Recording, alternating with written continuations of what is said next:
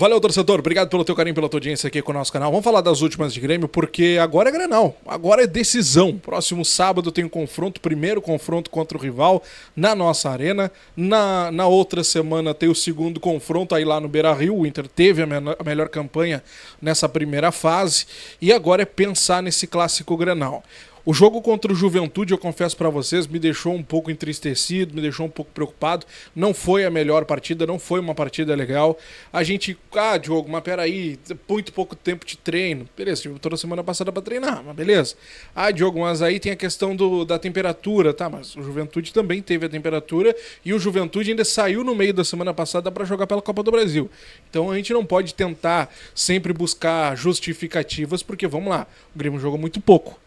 E isso me preocupou bastante, porque agora é reta final, agora é a final, na verdade, agora não tem mais como fugir e tem que jogar para ganhar, principalmente que o primeiro confronto é na nossa casa e vamos lá, né, que a arbitragem é a arbitragem. Então vamos começar a pensar nesse jogo. Nós teremos 5 treinamentos, 5 atividades até o próximo sábado estão previstas e nós temos 5 situações nesses treinamentos. 3 são de jogadores que são dúvidas. 2 jogadores é desfalque, já é certo, né? O Rodrigo Eli e o Gemerson são desfalques certos. Rodrigo Eli lesionado e o Gemerson levou o cartão vermelho, está suspenso, está fora, não tem o que fazer. 3 jogadores são dúvidas e um deles é uma dúvida que me preocupa muito mais ainda. Um desses jogadores é o Amuso, tá? O Amuso, ele se recupera de um desconforto muscular, um desgaste muscular na semana passada que ele sentiu e acabou sendo poupado desse jogo contra o Juventude. A ideia é que ele já fique à disposição para o Clássico Grenal, mas a gente vai ver isso ao longo da semana e já no treinamento dessa tarde a gente já pode ter uma noção. Outro jogador é o Aravena. O Aravena ele se recupera de uma lesão na coxa direita e ele vai ser reavaliado durante a semana, pode se tornar mais um reforço, mas voltando de lesão tem toda aquela situação também do Aravena. Agora, um jogador que me preocupa bastante e que relatou dores lá em Caxias foi o Monsalve. E é um jogador que até então a gente não tinha essa informação. O Monsalve relatou dores lá em Caxias, ele acabou sendo substituído por conta disso também, e o Monsalve vira uma dúvida. Muito provavelmente, ele vai fazer agora esse período de recuperação, 2, 3 dias, ontem, hoje, quem sabe até amanhã, e já no final da semana volte a jogar, a treinar no caso, dando tudo certo, não tendo lesão. Não parece ser lesão. A informação não é de lesão, a informação é apenas de dores. Então, temos um ponto aí importante, uma semaninha, se Deus quiser, até o próximo sábado ele está recuperado. Mas fato é que o Grêmio precisa também resolver outras situações. O Quinteiros vai ter que botar Cuca para funcionar, porque o Cuejar não tá legal, o Camilo entrou muito melhor no meio-campo. Então é importante que a gente também tenha essa situação, e eu não estou desmerecendo o Cuejar, a contratação do Cuejar, mas o Cuejar vem deixando a desejar. E no momento o Camilo, quando entra no jogo, ele entra muito melhor que o Cuejar. Então nós temos uma situação aqui que a gente precisa, né, pensar muito bem no que pode ser feito. O Gustavo Martins, muito provavelmente, vai ser o titular ao lado do Wagner Leonardo. Então o Gustavo Martins, durante a semana, o próprio treinador disse isso na coletiva, que precisa corrigir situações de jogo, principalmente campo defensivo e tudo mais, vai ter essa semana também para poder treinar e resolver estas duas situações. Vamos esperar, vamos ver o que vai acontecer. Cristaldo também não foi bem, mas agora com esse relato de dores do Monsalve, a gente vai acompanhando durante a semana toda esta situação, tá bom? Bom, eu quero avançar com vocês porque, infelizmente, nem só de coisas boas, né? Nem só de situações legais, eu tô falando da partida final, foi formada essa semi aí que a gente acompanhou no final de semana. Isso porque o Grêmio já começa a se movimentar e se preparar para uma possível punição, né, do Quinteiros. A defesa do Grêmio, né, o departamento jurídico do Grêmio já começa a se movimentar montando uma defesa para o treinador. Ou melhor, 2 defesas.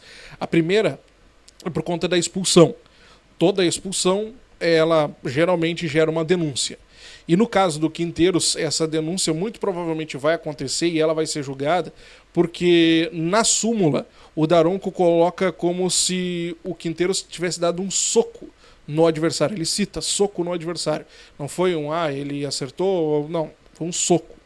Então vamos lá, a partir da súmula do árbitro, que é algo oficial, olha só como pega um peso maior ainda. O Quinteiros deu um soco no adversário. Então isso vai ser levado sim a julgamento e aqui o Grêmio já começa a se preparar para poder se defender. O segundo ponto é a coletiva, né? O artigo 34 do Regulamento do Gauchão diz que ele não poderia estar dando uma coletiva depois de ter sido expulso. O Grêmio se defende, diz que buscou o delegado da partida e o delegado teria autorizado o Quinteiros a dar a coletiva. Então o Grêmio também vai ter que se preparar nessa situação para poder dizer, tá aqui, eu perguntei e o cara me autorizou.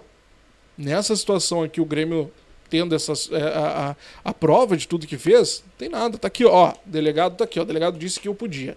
Não tem nada a ver com isso, se resolve. Se o delegado estava mal informado, vão atrás do delegado. Então o Grêmio também precisa montar essa defesa por conta da situação da coletiva do Quinteiros. Bom, pelo regimento do tribunal, né, o TJD, um julgamento ele não poderia ocorrer antes do prazo mínimo de 3 dias. Tá? Como tá todo mundo na boa lá por conta do carnaval, nesse caso, só aconteceria uma sessão, algo do tipo, na segunda. Porque, vejam, quarta, quinta, sexta, 2 dias. 3 dias na segunda. Então, na segunda-feira que a gente teria uma novidade sobre essa situação ou até mesmo uma sessão marcada. Então, antes do primeiro jogo, a gente já tem certeza de que não teremos nada a respeito dessa situação. Mas fato é que, dependendo do que acontecer, já poderemos ter já um efeito no segundo jogo. Lembrando que o Quinteiros foi expulso, e no caso ele não fica à disposição no jogo contra o rival no final de semana, ele não pode estar à beira do gramado, tá bom? Bom, vamos falar sobre goleiro então, gurizada, porque o Grêmio segue olhando o mercado, né, atrás de possibilidades. O Adriel, que até então tinha uma proposta da Universidade Católica, não aceitou, trouxe uma possibilidade com o Atlético, né, de Minas Gerais, aliás, nosso próximo adversário na Copa do Brasil, mas que também não avançou para uma possibilidade de saída, pelo menos nesse momento. Então ele permanece no Grêmio. Então, Diogo, o Grêmio não vai atrás de goleiro, não é bem assim a história. O Grêmio segue analisando possibilidades de mercado. E vejam bem, o Grêmio analisa possibilidades. O Grêmio não está enlouquecidamente atrás de um goleiro, fazendo de tudo para contratar. Não é essa a intenção. Primeiro porque o Grêmio entende que o Grando pode sair no meio do ano, porque é um jogador que tem mercado internacional, tem mercado lá fora. E o Adriel também está indo nessa linha. O Grêmio sabe que são 2 jogadores com potencial de negociação. Por isso o Grêmio começa a se preparar para trazer um reforço para o gol. Vejam bem, o Grêmio não está freneticamente, loucamente atrás de um goleiro, mas olha o mercado. O exemplo disso foi o que eu trouxe na semana passada. O Grêmio olhou o Pedro Rocha, né, o jogador da Ponte Preta, mas a Ponte Preta pede 3 milhões de reais para liberar o jogador e o Grêmio não vê esse investimento como uma boa, pelo menos neste momento, mas segue olhando o mercado. Assim também para a possibilidade de zagueiro, mas essa eu vou colocar, olha, um balde de água fria em vocês. Porque o Rodrigão é um jogador que não vem. O Rodrigão nos bastidores é colocado como um jogador a nível do que o Quinteiros já tem à disposição. Então por isso o Rodrigão não vem, não seria esse o cara que o Grêmio gostaria de ter por lado direito principalmente. Mas o Grêmio segue analisando e vendo possibilidades de mercado, principalmente nessa janela que abre agora do dia 10 de março ao dia 11 de abril. Mas o que se tem nos bastidores é o Grêmio não vê, pelo menos no mercado brasileiro, que é onde essa janela estará aberta, né, que é para jogadores que atuaram nos campeonatos estaduais, não vê um atleta que chegue, vista a camisa e que seja o grande titular pelo lado direito, o parceiro ideal do Wagner Leonardo. Então a grande possibilidade de que o Grêmio não contrate ninguém para, pelo menos, para a zaga nesta janela que vem agora no dia 10. O Grêmio segue analisando e vendo possibilidades, mas é bem difícil que haja uma contratação.